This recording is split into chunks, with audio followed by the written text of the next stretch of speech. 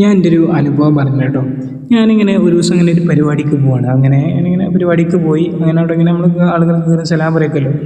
അങ്ങനെ പരിപാടിക്ക് കഴിഞ്ഞ് ഭക്ഷണം കഴിച്ചു. അപ്പോൾ ഞാനിങ്ങനെ ഒരു മാസ്ക് ഒക്കെ ഇട്ടൊരു ചെറുപ്പക്കാരുണ്ട് അവിടെ. അപ്പോൾ നല്ലൊരു കാണാനൊക്കെ നല്ല ഭംഗിയുള്ള ഒരു ചെറുപ്പക്കാരൻ. അങ്ങനെ ഞാൻ അവനോട് വർത്താനമൊക്കെ പറഞ്ഞു, എവിടെ വീട് എന്നൊക്കെ ചോദിച്ചു. അപ്പോൾ അങ്ങനെ കാര്യങ്ങളൊക്കെ വർത്താനം പറഞ്ഞ് അങ്ങനെ പോന്നു. അങ്ങനെ പരിപാടി കഴിഞ്ഞ് ഭക്ഷണം കഴിച്ച് തിരിച്ചു പോകുന്നു. അങ്ങനെ തിരിച്ചിങ്ങനെ പോകുന്ന കുറച്ചുകൂടെ അപ്പോൾ എൻ്റെ ഇപ്പോൾ ഒരാളുണ്ട്, ആ വീട്ടിലത്തെ ഒരാളാണ്. ഞങ്ങൾ സംസാരിച്ചിങ്ങനെ വരികയാണ്.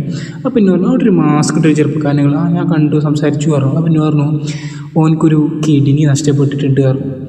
അപ്പോൾ സത്യം പറഞ്ഞാൽ എൻ്റെ പറ്റ ഒരു ഷോക്കായി. കാരണം അങ്ങനത്തെ ഒരു നമ്മൾ കണ്ടാലൊന്നും അങ്ങനെ തോന്നില്ല. പിന്നെ നമ്മളൊരു സാധാരണ പാവം തോന്നില്ല നമുക്ക്.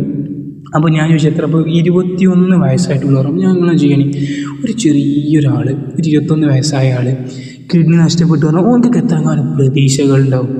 ഓനക്ക് എന്തൊക്കെ ഓൻ്റെ വീട്ടുകാർക്ക് ഒക്കെ അതൊക്കെ അസ്തമിക്കല്ലേ. ഇനിയിപ്പോൾ എങ്ങനെ എന്തൊക്കെയാണ്. അപ്പോൾ ഞാൻ അങ്ങനെ അന്വേഷിച്ചു പറഞ്ഞു ഇങ്ങനെ എത്രയോ 48 ലക്ഷമോ 50 ലക്ഷം എന്തോ പൈസ വേണം. അപ്പോൾ ഉമ്മൻ്റെ കിഡ്നി മാറ്റിവെക്കാൻ, ഉമ്മൻ്റെ ഒന്ന് 2 ഉണ്ടാവുമല്ലോ ഒരാൾക്ക്. അപ്പോൾ ഒന്ന് ഉമ്മൻ്റെ മാറ്റിവെക്കാനും വേണ്ടി തയ്യാറായിട്ടുണ്ട്. അപ്പോൾ അതിന് പ്രൊസീജിയർ കുറേ ഉണ്ട്. പക്ഷെ എന്നാലും അതാണ് ഉമ്മമാരെ സ്നേഹം. അത് പിന്നെ നമുക്ക് വേറെ ഒന്നും പറയാണ്ട്. പക്ഷെ എന്നാലും നമ്മളൊന്ന് ആലോചിക്കണം, നമുക്കൊക്കെ പഠിച്ചു എന്തൊക്കെ തന്നിട്ടുണ്ട്.